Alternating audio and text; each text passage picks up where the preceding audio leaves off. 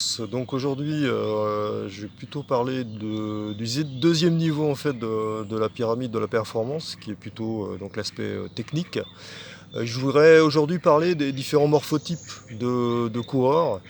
En fait, il en existe quatre morphotypes. Les deux premiers, en fait, je vais partir du plus aérien au plus terrien. Donc le plus aérien, et c'est vraiment l'aérien dans toute sa splendeur, c'est plutôt le coureur de type Gebre Selassie par exemple.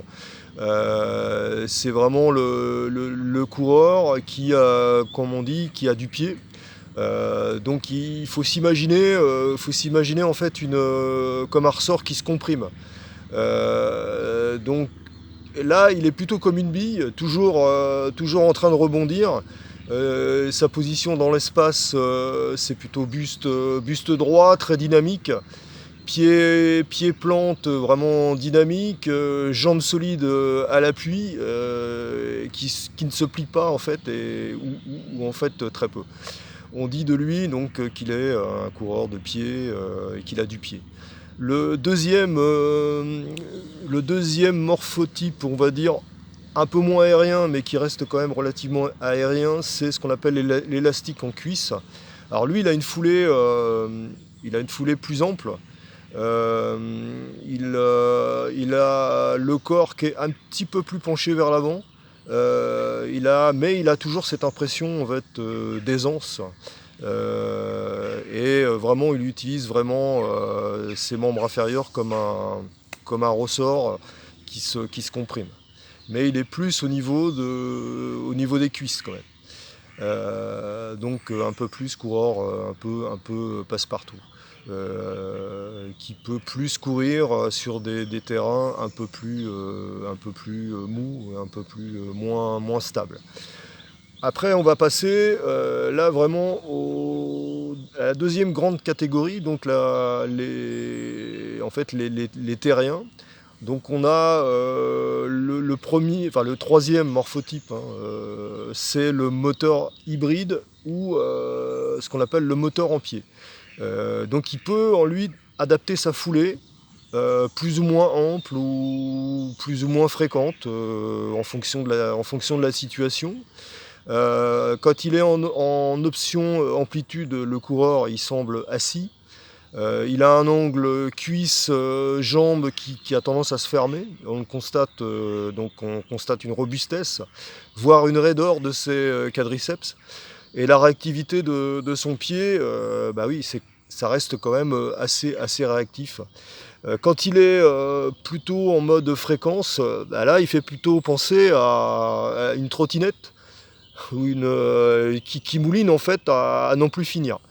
Voilà. Mais lui, il s'adapte vraiment à la situation. Et enfin, on a le dernier, on va dire le dernier morphotype, qui est ce qu'on appelle le moteur en cuisse. Alors lui, là, il faut s'imaginer vraiment que toute l'énergie est au niveau des muscles. Donc ça se résume par une perte vraiment minimum d'énergie en l'air. Lui, vraiment, ça se passe, toute l'énergie en fait se concentre au niveau du sol, donc il rase le sol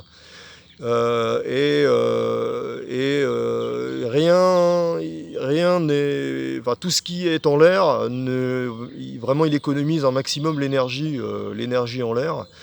S'il ne récupère pas d'énergie à l'appui, voilà, il est bien sûr plus handicapé. Euh, donc l'énergie en fait se passe au niveau du sol. Il est très à l'aise en tout terrain. C'est souvent, je dirais, le morphotype qui vraiment passe partout en tout terrain.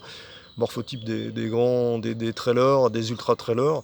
Et quand les durées s'allongent, sa physiologie et sa capacité à préserver justement ses muscles en limitant la force appliquée au sol, font la différence. Voilà, ça c'est vraiment le coureur qui est capable de courir, ou le marathonien qui est capable de courir longtemps en s'économisant. Donc en conclusion, qu'est-ce qu'on peut dire de tout ça? C'est qu'il n'y a pas de foulée idéale, il n'y a pas de morphotype idéal, il y a juste des compromis selon les situations, donc selon le terrain, selon la distance, selon la vitesse, la déclivité du terrain, et selon qui nous sommes, hein, quel morphotype en fait on est. On peut effectivement s'adapter à tous les terrains, mais il faut prendre en compte bien sûr ces caractéristiques en termes de morphologie. Donc voilà, je vous mettrai une petite synthèse schématique dans un post écrit en complément. Donc voilà, je profitais d'un petit footing pour vous faire ce post-là. Portez-vous bien et à très bientôt. Merci.